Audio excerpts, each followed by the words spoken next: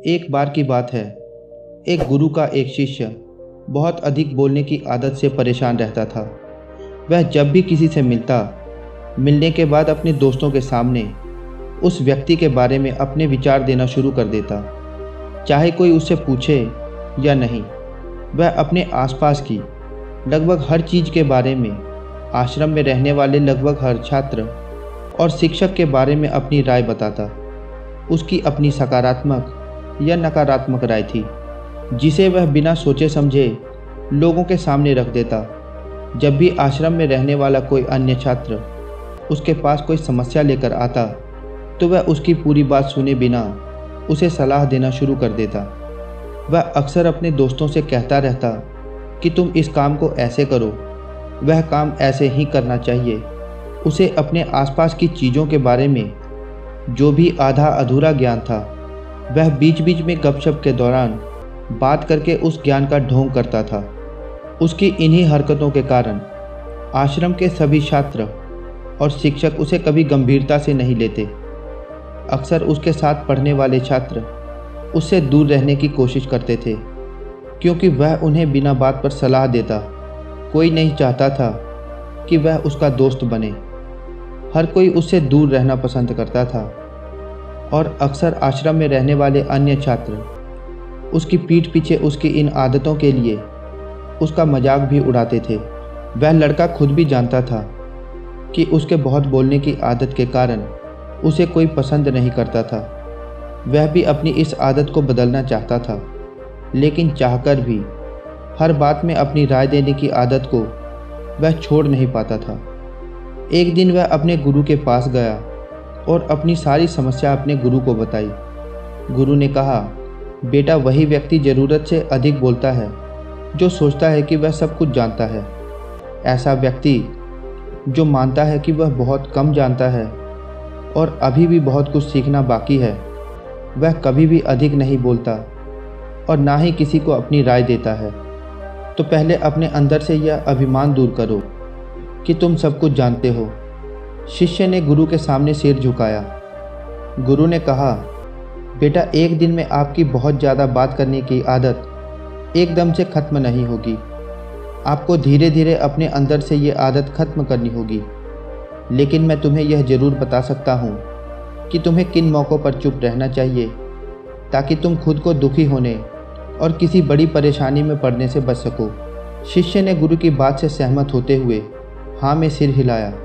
गुरु ने कहा, बेटा, इन 5 अवसरों पर प्रत्येक व्यक्ति को अपना मुंह बंद रखना चाहिए। पहला, जब आपको लगे कि आपकी बातों से कोई आपकी भावनाओं को नहीं समझ सकता, तो उस समय आपको चुप रहना चाहिए। अक्सर हम अपने दुख दर्द लोगों को बताना शुरू कर देते हैं, जबकि हमारे आसपास रहने वाले ज़्यादातर लोगों को इस बात से कोई फ़र्क नहीं पड़ता कि हमारे जीवन में क्या चल रहा है। हर व्यक्ति को केवल अपनी परवाह है। वह केवल अपने बारे में बात करना चाहता है। वह केवल अपने बारे में सुनना चाहता है। उसे हमारे जीवन की परेशानियों की कोई परवाह नहीं होती, और वह हमारे बारे में सुनना भी नहीं चाहता है। वह आपकी दुखद कहानी 1 या 2 बार सुन सकता है, लेकिन इसके बाद वह आपसे दूर भागना शुरू कर देगा, क्योंकि कोई भी दुखी होना पसंद नहीं करता। किसी को भी एक उदास और असहाय व्यक्ति का साथ नहीं चाहिए होता है।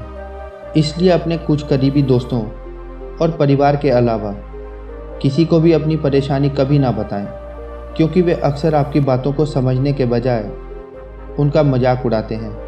दूसरा, जब आपको नहीं पता कि किसी विशेष अवसर पर क्या कहना है, या आपको किसी विशेष घटना के बारे में केवल आधा अधूरा ज्ञान है, तो ऐसे अवसर पर भी आपको चुप रहना चाहिए। ऐसा व्यक्ति जो आधा अधूरा ज्ञान होने के बाद भी उस विषय पर बात करता है, वह अक्सर उपहास का पात्र बन जाता है। ऐसे व्यक्ति को कोई भी गंभीरता से नहीं लेता। केवल वही व्यक्ति अपनी बात प्रभावी ढंग से रख सकता है जिसे उस विशेष घटना या उस विषय का गहरा ज्ञान हो। इसलिए यहाँ वहाँ से प्राप्त आधी अधूरी और अनपरखी जानकारी के आधार पर कभी किसी को समझाने की कोशिश नहीं करनी चाहिए। गुरु ने आगे कहा, जब कोई व्यक्ति आपके सामने किसी तीसरे व्यक्ति की बुराई कर रहा हो, तो ऐसी स्थिति में आपको चुप रहना चाहिए, आपको कभी भी ऐसी नकारात्मक बातचीत का हिस्सा नहीं बनना चाहिए, क्योंकि आज वह व्यक्ति जो कर रहा है आपके सामने किसी तीसरी व्यक्ति की बुराई, कल किसी और के सामने आपकी भी बुराई करेगा। और इस बात की अधिक संभावना है कि आज आपने जिस तीसरे व्यक्ति की बुराई की है उसे भी इस बात का पता चल जाए तो आप पर ही मुसीबत आ सकती है। इसलिए जब भी कोई किसी तीसरे व्यक्ति की बुराई करे या उसके गलत समय का मजाक उड़ाए तो आपको बस उसकी बात सुननी है, अपनी कोई राय नहीं देनी है। अगर आप ऐसा करेंगे तो भविष्य में आपके लिए समस्याएं खड़ी हो सकती हैं। गुरु ने आगे कहा, जब कोई आप पर क्रोध या घृणा से चिल्लाता है, आपका अपमान करने की कोशिश करता है, तो ऐसी स्थिति में आप दूसरे व्यक्ति की क्रोध या घृणा को चुप रहकर कम कर सकते हैं। चुप रहकर भी आप स्थिति को बिगड़ने से रोक सकते हैं। जब आप ऐसा नहीं करते और दूसरे व्यक्ति के क्रोध का उत्तर क्रोध से देते हैं तो परिणाम काफ़ी भयंकर होता है। यदि आप उस समय चुप रहते हैं तो यह बात उस क्रोधी व्यक्ति के दिल में महसूस होती है। जब क्रोध शांत हो जाता है तो वह अपनी गलती पर पछताता है और इस बात की संभावना बहुत अधिक बढ़ जाती है कि वह आगे आकर आपसे माफ़ी मांगे और अपनी गलती स्वीकार करे। और अगर वह माफ़ी नहीं मांगता है तो वह अंदर से दोषी महसूस करने लगता है और फिर अगली बार वह आप पर गुस्सा करने या नफरत करने से पहले कई बार सोचता है। लेकिन आपको हर हाल में या हर समय चुप भी नहीं रहना चाहिए। अगर कोई गलत कर रहा है तो उसका जवाब आपको देना चाहिए, क्योंकि कुछ लोग ऐसे भी होते हैं जो हमारी खामोशी को ही हमारी कमजोरी समझते हैं। गुस्से में चुप रहने का तरीका केवल अपने परिवार, करीबी रिश्तेदारों और कुछ करीबी दोस्तों के लिए सही है, हर इंसान के लिए नहीं। अगर आप हर जगह खामोश रहने लगेंगे तो इसका गलत इस्तेमाल भी हो सकता है। गुरु ने आगे कहा, 5वां, जब कोई व्यक्ति अपने जीवन की कोई दुखद घटना या अपने जीवन की परेशानी साझा कर रहा हो, ऐसे में आपको चुप रहना होगा और सिर्फ उसकी बातों को सुनना होगा। ज़्यादातर लोग ऐसे हैं कि उनके सामने किसी ने अपनी समस्या सुनाई नहीं कि उन्होंने समाधान देना शुरू कर दिया। हालांकि जब कोई व्यक्ति अपनी समस्या हमारे साथ साझा कर रहा होता है तो वह हमसे किसी सुझाव की उम्मीद नहीं करता और वह चाहता है कि हम उसकी बातों को ध्यान से सुनें, क्योंकि जब हम उनकी बातों को सुनते हैं उस व्यक्ति को आंतरिक शांति मिलती है और उसे लगता है कि कोई मेरी बातों को समझता है। अधिकांश समय जब लोग अपनी समस्याओं को हमसे साझा करते हैं तो वे केवल हमसे अपनी बात बताना चाहते हैं।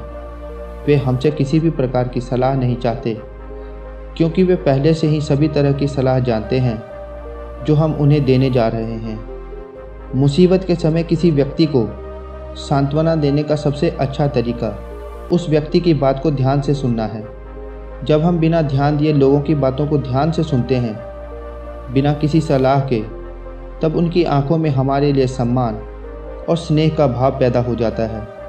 उन्हें लगता है कि हम अधिक गंभीर, बुद्धिमान और शांत दिमाग वाले लोग हैं। इसलिए अब जब भी कोई अगली बार आपको अपनी समस्या बताए तो उसकी बातों को ध्यान से सुनें और जब तक वह आपसे सलाह ना मांगे उसे किसी प्रकार की सलाह ना दें।